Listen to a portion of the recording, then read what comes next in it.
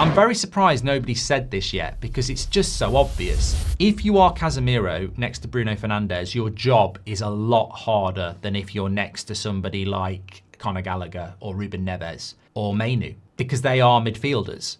Bruno is a number 10, and we all see his indiscipline. He's everywhere and nowhere. So we saw it on Monday. You know, Casemiro doesn't want to just sit there. That makes him redundant. He has to be part of the build-up. He has to get forward with his aerial ability. So Casemiro can't just sit there because he's actually a big threat from crosses. So he's also got quite a good right foot for crossing it in. So he's got to drift to the right to look to be whipping the cross in, which takes him away from the middle. He's also got to go up when it's free kicks or corners because he's a threat. So he's not always stood there in the midfield. And Bruno's definitely not. And that's why we get exploited. So it doesn't matter whether you're Casemiro or Ugarte. If you've got Bruno next to you, it's a very difficult job.